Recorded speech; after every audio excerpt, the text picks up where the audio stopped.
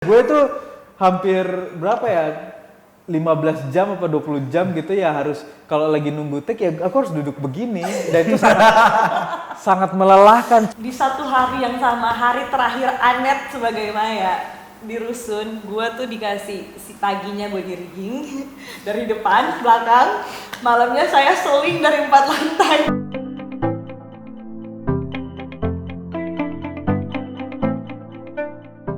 Betul, film kita diadaptasi dari kisah nyata.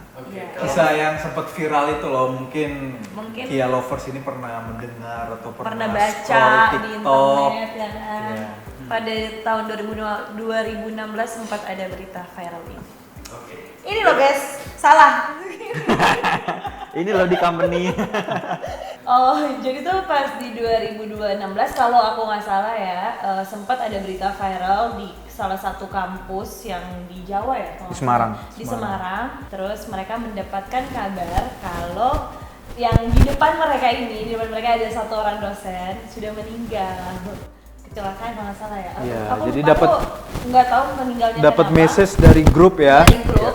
Dan mereka kayak kaget gitu kayak kalau yang almarhum bapak ini meninggal di depan kita ini siapa gitu. Bayangin aja kita melihat orangnya di depan kita, tapi ternyata orangnya sudah tidak ada, sudah meninggal. Bisa Nah, bayangin itu. nggak tuh rasanya?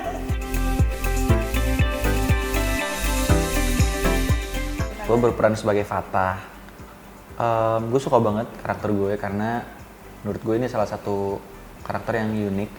Dan kayaknya ini salah satu karakter favorit juga sih selama berperan memainkan sebuah karakter. Fatah nih dia apa ya? Wibu bahasanya. Bahasa zaman sekarang itu dia wibu. Jadi suka anime, terus dia punya dunianya sendiri dan dia tuh imajinasinya liar banget. Jadi dia suka punya fantasi-fantasi gitu sampai-sampai dia ngerasa kalau dunia fantasi sama dunia nyata tuh nggak ada bedanya gitu. Kalau aku berperan sebagai Maya, nah karakter Maya sendiri di film ini dia tuh anak yang menil.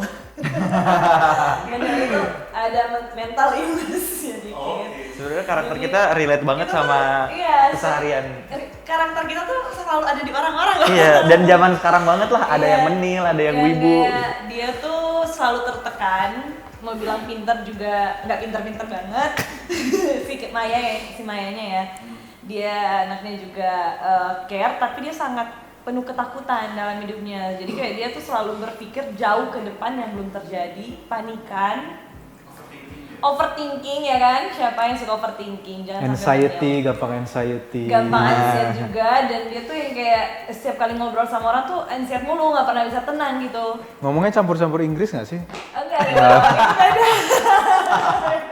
Itu siapa ya? Tapi Maya bukan Jaksel ya, bukan anak Bukan Jaksel Jaksel. banget. Tapi Maya tuh emang anak rusun sebenarnya.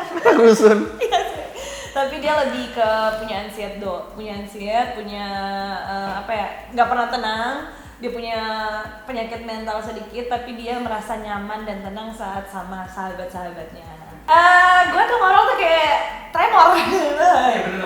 Iya, ada beberapa yang kayak ada kan, jadi aku sempat observe tuh ada beberapa orang yang tremor yang begini, ada tuh yang kayak nggak pernah tenang, tangannya yang bisa kayak pokoknya dia nggak bisa tenang aja, harus dia tuh nggak bisa duduk yang tenang, ini nggak bisa dari cara intonasi berbicara sama orang, ngobrol. Namanya tuh ada di situ dikit kayak nih tanya nih. Nah, di film Dosen Gaib ini Emir ini karakternya yang paling normal sih. Kita nggak normal maksudnya.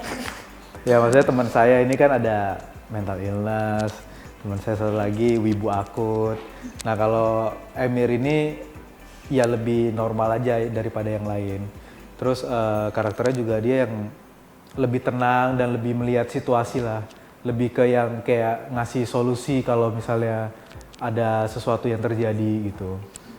Lebih ke memperhatikan teman-temannya karena teman-temannya tuh rata-rata punya dunia sendiri. Bahkan si Amel itu juga dia kayak punya goals, tujuannya sendiri gitu. Jadi Emir ini yang lebih ke observant gitu. Sama paling Emir ini juga punya traumatik tersendiri. Jadi dia itu dulu pernah dipukul dengan tongkat Yapa Bakti. Nah itu yang salah satu yang aku suka dengan karakter Emir karena dia punya traumatik yang sebelumnya aku belum pernah mainin peran seseorang yang punya traumatik gitu.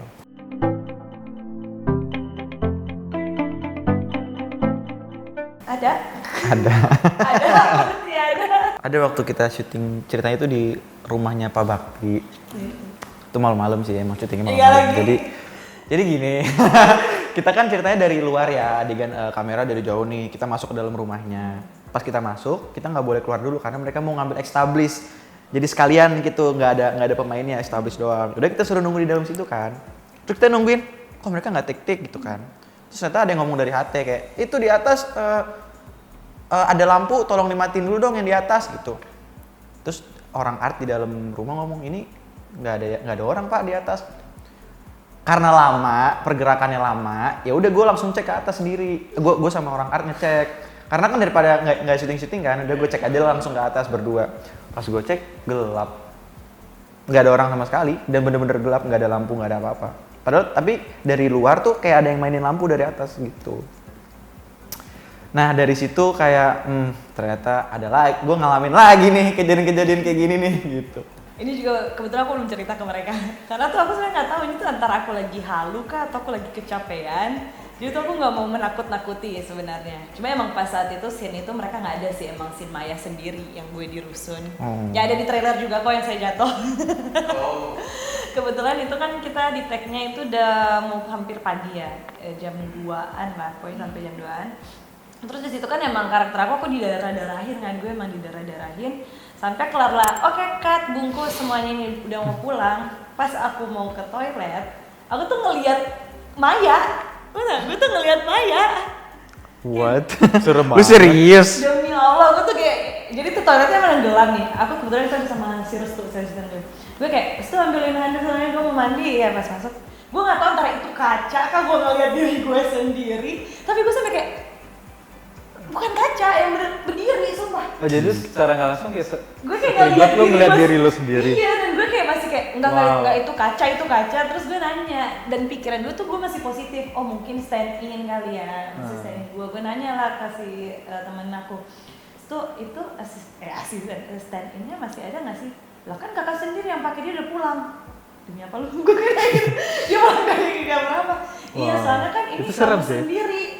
Dan itu gue kayak, oh oke. Dan aku bener-bener diem sampai aku di rumah, aku nggak mau ngobrol, aku cuma sampai besok pagi baru aku ngomong lah ke teman aku yang nemenin aku. Sebenarnya semalam di Nurut itu saya melihat diri saya, tapi kayak karena gue capek di situ. Iya kali kak, dan dia kayak udah itu karena lu lagi capek, lu lagi halu aja kali. Tapi serem banget, dia berdiri dan darah semua. Kayaknya orang capek nggak kayak gitu. Kalau gue sih nggak ada. Karena itu terlalu bodo amat kan. Kalau gue tuh orangnya kan cuek ya, maksudnya kalau lokasi, memang sih lokasinya ada yang beberapa part yang di tempat-tempat yang serem gitu. Cuman aku emang dari dulu tipikalnya cuek gitu. Jadi kalau ke toilet pun ke apa ya udah ke toilet aja. Buang air kecil ya udah buang air kecil aja.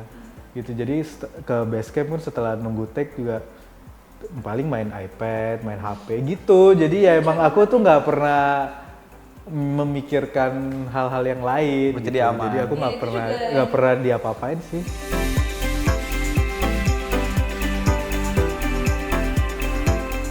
Ada adegan yang jadi aku pakai makeup effect gitu di seluruh tubuh, hampir semua tubuh lah ada makeup effect. Nah itu kan take-nya juga aku harus nunggu beberapa part kan. Nah kalau di saat sambil nunggu itu aku nggak bisa duduk yang nyender, nggak bisa. Jadi bayangin aja gue tuh hampir berapa ya, 15 jam apa 20 jam gitu ya harus, kalau lagi nunggu take ya aku harus duduk begini. Dan itu sangat melelahkan cuy. Masalahnya kalau misalnya gua nempel, pertama kalau gua tempelin badan gua, makeupnya kadang jadi nempel, jadinya rusak. Terus kadang-kadang kalau gua agak gini jadi lengket dan sakit. Jadi kulit gua tuh kayak ketarik gitu loh. Jadi itu capek banget. Gua paling cepet itu bikinnya 1,5 jam. Itu paling cepet. Rata-rata mungkin 2 jam lah. Jadi Paling lama di badan lu maksudnya. paling iya, itu udah 2 jam. Kita syuting itu mungkin bisa 15 jam sehari. Ya kan kayak dari pagi jam terakhir last day itu mungkin dari jam 9 pagi sampai jam sampai subuh loh. Jadi berapa jam ya hitungin sendiri lah, gue bingung. Habis itu gue harus bersih dulu gitu. Ya itu nunggunya lama banget. 15 jam ada lah. Ya, mungkin hampir 24 jam sih gue menunggu itu. Ada. Ya udah gini aja. Itu tapi gini. Makanya saat itu dia nggak banyak ngomong. Iya, makanya aku pada saat itu Ini capek. lagi nahan pegel, Pak. Kita ngajak ngobrol Lebih bercanda nahan pun pegel. kayak, aduh kasihan lagi, terakhir lagi. Nggak usah ngajak susah, ngomong nggak daripada usah deh. emosi kan gitu ya. Tapi masalahnya sakitnya bukan di sini, pinggang. Kebetulan aku ada beberapa adegan yang dikasih efek juga. Kalau aku tuh lebih ke gatel ya karena badanku dilumurin darah satu badan gitu. Jadi kan kayak misalnya kalau darah nih kan tadinya cair ya kan, terus lama-lama kering kan. Apalagi kita syutingnya di dalam ruangan AC gitu kan. Jadi darah-darahnya lama-lama kering nih. Pas gue gerak, kok ada kerak-kerak gini. Pokoknya jadinya aduh nggak enak banget sih gitu. Cuma ya itulah ya.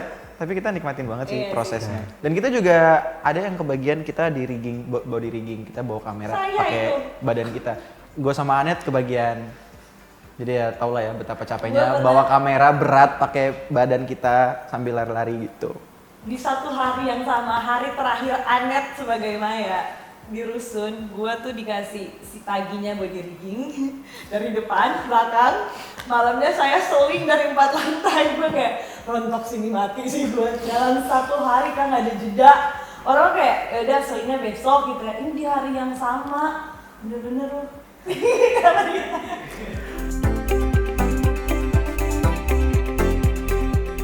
Oh, gua ada sih yang sama Fata yang cipratan darah itu. Itu lumayan berkali-kali loh. Karena masalah darah keluarnya itu enggak Oh iya. Pokoknya ada Teknis, salah satu teknis, adegan lebih yang teknis. melibatkan teknis yang ribet gitu. Jadi ada adegan itu. jadi itu diulang-ulang banget, lebih bukan digangguin, nggak ada apa sih, tapi teknis lah. Jadi ada Teknis, masalah teknis ya. teknis sehingga kita harus take-nya itu berulang-ulang. Which is memang kalau yang kita mau itu memang harusnya kalau kita dapet tuh lebih bagus gitu. Iya. Tapi emang karena ada masalah teknis ya itu agak bikin makan waktu lah dan bikin lama. Wah, 10 ada kali itu. Kayaknya iya. Ya, 10 ya. Karena Mungkin 10. susah sih, susah. Lebih karena keribet sih. Bahkan ribet. sampai nggak di klep dulu, kayak yang penting dapat dulu adegannya baru klep masuk. Gue punya rekor sendiri untuk Maya 17 kali retake.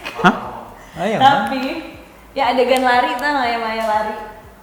Adegannya tuh cuma lari doang Kak. Tapi bukan dari akunya, bukan dari mana, tapi emang dari teknis lagi. Jadi itu emang ada tuh bapak sutradara kita tuh pengennya tuh pas gue lari kameranya tuh muter. Jadi gue harus mengepasin satu titik ini. Jadi kayak gue dari teknis dan ya. larinya tuh dari ujung ke ujung Kak. Yang kayak lari harus pertengahan, aku harus slow, terus aku kenceng lagi.